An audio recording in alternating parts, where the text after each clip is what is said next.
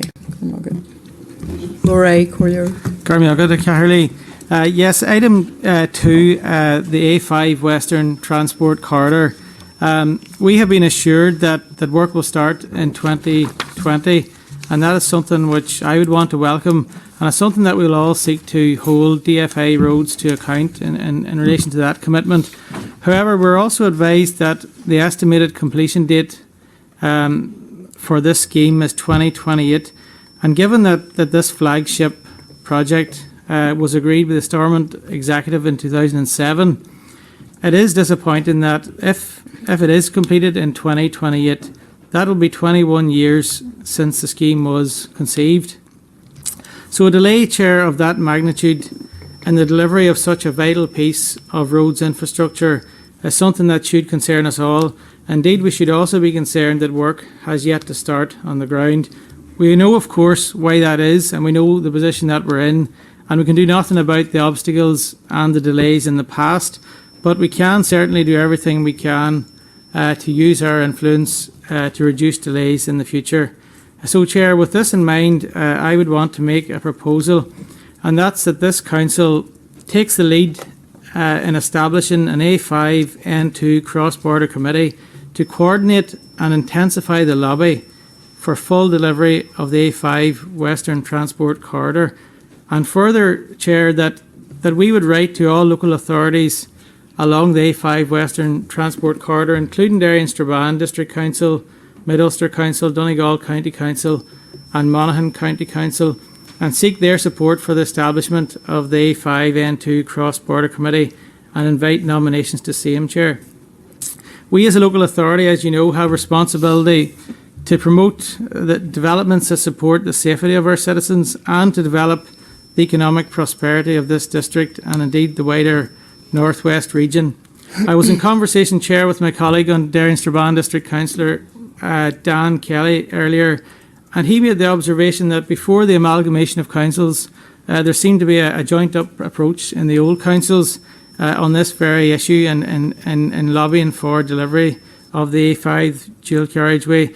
And I feel that this proposed committee can be instrumental in bringing increased joint up focus on the full delivery of the new A5 Dual Carriageway, Chair. So I'm making that proposal tonight. Okay, Chair, I want to second it. Collier McElduff. Okay, thank you, Chair. I want to second Councillor Campbell's proposal, and just to zone in on a couple of points that might be distinct. Councillor Campbell has mentioned road safety and the fact that it's a road to opportunity for economic development in the Northwest. But crucially, the A5 will connect us better to Belfast, to Dublin and to Derry, and that's really, really important. Now, in terms of political lobbying and the establishment, in a way the re-establishment, as Councillor Dan Kelly has pointed out to Councillor Campbell, the establishment of this committee will, as Councillor Campbell says, coordinate and intensify the lobby. But there's a good reason why, for example, there's two key players here. There's the Department for Infrastructure and there's the Irish Government in Dublin. And if you were to read a letter, a very brief letter that was written by Dr. John Doherty from Gweedore to the Irish Times last Saturday, he said that opening the Enniscorthy bypass, Taoiseach Varadkar said roads like the new Ross bypass, like the M20 between Cork and Limerick, like the N4 to Sligo, or the N5 to Westport are essential to ensuring that all parts of Ireland can prosper in the years ahead.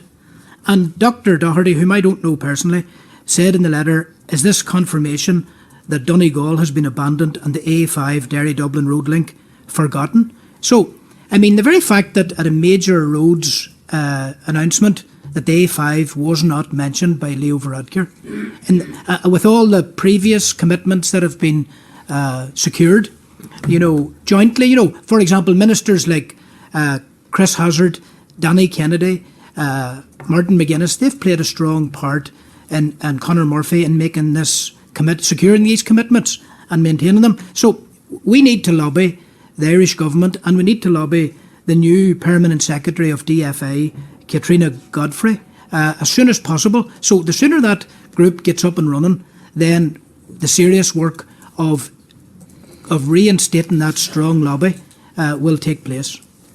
Okay.